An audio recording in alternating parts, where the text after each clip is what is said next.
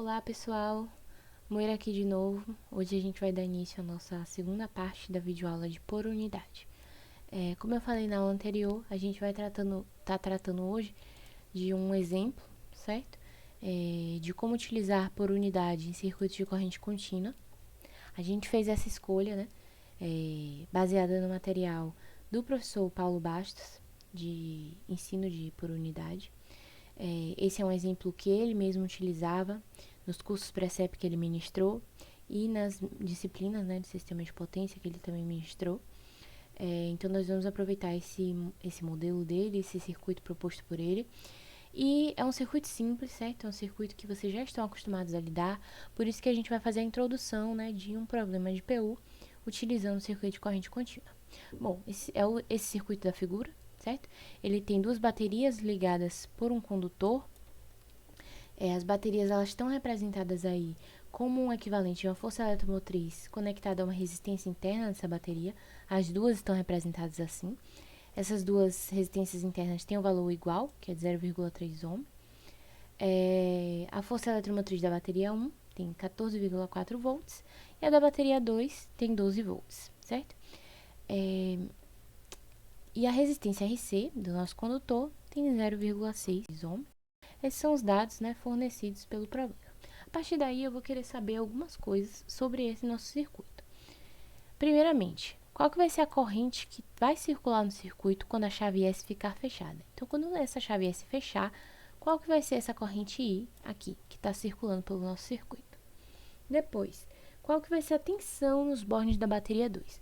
Como a gente viu nas aulas anteriores, quando a gente tem um borne, quando a gente tem um nó no nosso circuito, a gente chama isso de barra. Então, isso daqui é a barra 1, isso daqui é a barra 2. E eu quero saber qual que é a tensão na nossa barra 2, que seria o borne 2 do circuito. Beleza? Depois, eu quero saber qual que é a potência fornecida a partir da nossa barra 1. A nossa barra 1 é essa, certo? O nó 1 do nosso sistema. E, por último, quais que vão ser as perdas elétricas no nosso condutor, que tem a resistência RC. Primeiramente, o que é que eu vou fazer? Eu vou definir uma tensão e uma potência de base para o meu problema. Nesse caso, eu defini como sendo 12 volts e 30 watts. Lembrando que para esse problema simples, a gente pode escolher qualquer tensão e qualquer potência de base. Quando a gente for trabalhar na próxima aula com circuito já de CEP, a gente vai adicionar transformadores e outros elementos. A gente vai ter que ter um cuidado maior ao escolher nossa tensão e nossa potência de base, porque isso vai refletir nos nossos cálculos, né? Com a simplicidade ou a dificuldade que a gente vai ter para realizar os nossos cálculos. Mas isso vai ser explicado na próxima aula. Bom, a partir da tensão de base e da potência de base, eu posso encontrar a minha corrente de base, que nesse caso vai ser 2,5 ampere, e conhecendo, né, que a potência é igual a tensão vezes a corrente e a tensão é igual a resistência vezes a corrente, eu posso obter a resistência de base do meu sistema, que nesse caso deu 4,8 ohms. Bom, a partir daí eu posso transformar todas as resistências do meu problema em PU. Para isso, né, para as resistências internas, eu vou dividir o valor absoluto dessas resistências pelo valor de base, e eu vou ter um total de 0,0625 PU. E para a resistência do condutor, eu vou ter 0,6, que é o valor absoluto dessa resistência, dividido pela base de resistência. E isso vai dar um total de 0,125 PU. Bom, eu posso fazer a mesma coisa para as tensões do meu sistema. E aí, para V1, que é a tensão da bateria 1, eu vou ter 14,4 dividido por 12, que é a tensão de base, e isso vai dar um resultado de 1,2 PU. E para a tensão 2, que é a tensão da bateria 2, eu vou ter 12, que é o valor da minha tensão, né, no circuito que foi dado, dividido pela minha tensão de base, que é 12 também. Então, eu vou obter 1 PU de resultado. A partir disso, a gente pode redesenhar o nosso sistema e trocar os valores por valores por unidade. E ele vai ficar assim, certo? A força eletromotriz 1 é 1,2 PU, a força eletromotriz 2 é 1 PU, R2 e R1 são o mesmo valor e são 0,0625 PU, e RC é 0,125 PU. Bom, então eu já posso responder aquelas perguntas iniciais que eu fiz. E quais eram elas? Qual que seria a corrente que vai circular no circuito quando a chave S estiver fechada? Então, fechei minha chave, qual é a corrente que vai aparecer aqui? Bom, primeiramente, o que é que eu vou fazer?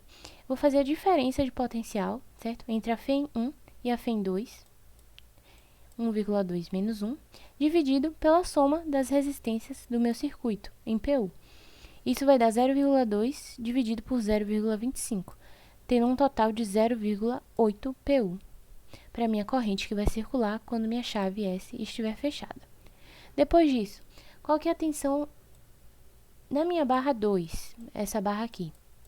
Bom, para encontrar a tensão na minha barra 2, eu vou fazer um cálculo bem simples. Vou somar a força eletromotriz 2 em PU com a queda de tensão em PU que a gente tem nessa resistência aqui, que é a resistência interna da bateria 2. Lembrando que essa daqui é a corrente que a gente achou anteriormente. E aí vamos ter um resultado de 1,05 PU. Bom, a gente quer saber também qual que vai ser a potência fornecida a partir da minha barra 1. E para isso, eu preciso saber primeiro quem que é a minha tensão na barra 1. E ela nada mais é do que a minha tensão ali na minha FEM 1, que é 1,2 PU, menos a queda de tensão nessa bateria aqui, nessa resistência interna da bateria 1, que vai ser 0,0625 vezes o 0,8 que a gente encontrou lá no início, que é a corrente que está circulando no circuito. Isso dá um total de 1,15 PU. A partir daí, podemos encontrar a potência que é fornecida a partir da barra 1, como sendo a tensão vezes a corrente. A tensão 1 vezes a corrente que circula no circuito. Então, 1,15 vezes 0,8.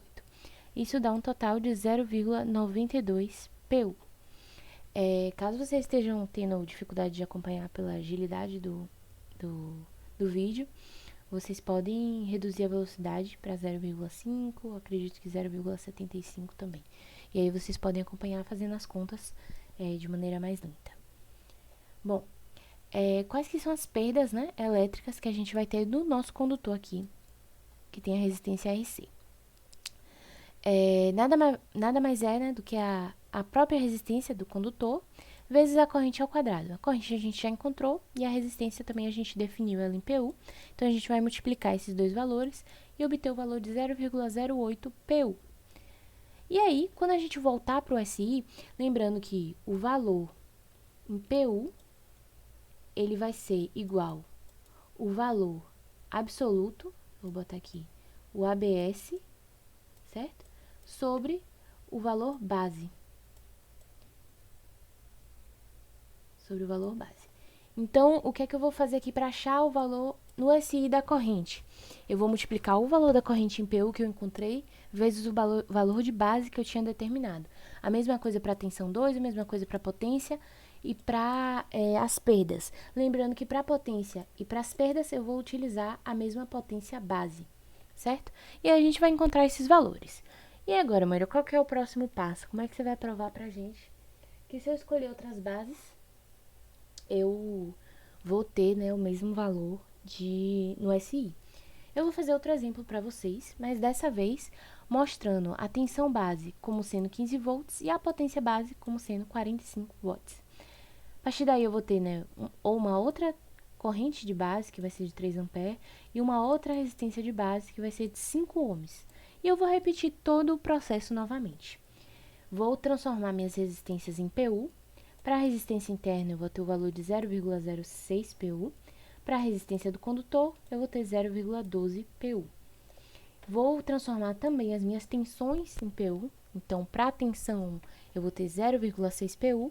E para a tensão 2, eu vou ter 0,8 PU. E a partir daí, eu posso novamente redesenhar meu circuito, porém em outra base. E aí, a gente vai ter esse circuito aqui. Novamente, eu pergunto para vocês, né? Qual que vai ser a corrente que vai circular no circuito quando a chave S estiver fechada? Fechei essa chave, quem que é essa corrente aqui? Vocês podem pausar o vídeo agora e tentar fazer, né? Por conta própria e depois olhar os resultados. Bom, para encontrar a corrente, a gente vai repetir o mesmo processo. 0,96, que é a tensão aqui da bateria 1, menos 0,8, que é a tensão ali da bateria 2, dividido pela soma das resistências em PU do nosso sistema. Isso vai dar um total de 0,6666 PU, certo? A partir daí, a gente pode determinar também qual que é a tensão nos bornes da bateria 2, ou seja, a tensão na barra 2. E vai ser dada por 0,8, que é a FEM 2, né, o V2 aqui que eu coloquei, mais a queda de tensão nessa resistência interna da bateria 2, que vai ser o valor da resistência vezes a corrente que a gente tinha encontrado. Isso vai dar 0,84 PU. Depois a gente pode encontrar qual que é a potência fornecida a partir da barra 1, né, que é o borne 1 aqui, nosso nó 1. E ela vai ser dada por 0,96, que é o V1 aqui que eu defini como sendo a FEM 1, né, força eletromotriz da bateria 1, menos a queda de tensão nessa resistência interna, RI. E aí, essa queda de tensão vai ser dada pela corrente, né, que passa pelo circuito, vezes a resistência interna. Isso vai dar um total de 0,92 PU. Isso a tensão 1, né, no caso. Bom, a partir da tensão 1, a gente pode determinar a potência que está sendo fornecida a partir dessa barra. E basta multiplicar a tensão 1 que a gente encontrou anteriormente pela corrente que circula pelo circuito. E aí a gente tem um total de 0,613 PU.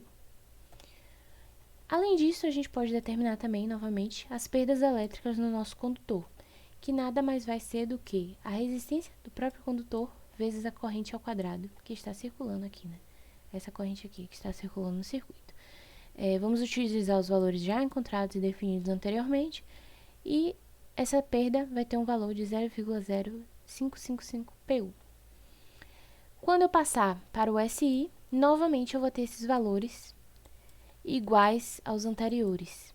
Se vocês fizerem a conta, vai bater certinho, no máximo vai ficar bem aproximado, vai ficar 12,5, 6, alguma coisa, mas isso por conta das aproximações que a gente realiza. Se a gente utilizar todas as casas decimais das contas, vai bater o valor certinho, certo? Então, a gente consegue observar que utilizando bases diferentes, a gente tem o mesmo resultado no SI. O resultado em PU é diferente e a gente vai ter os mesmos valores no SI. Lembrando que na próxima aula eu vou falar para vocês um pouco mais sobre as aplicações no sistema elétrico de potência.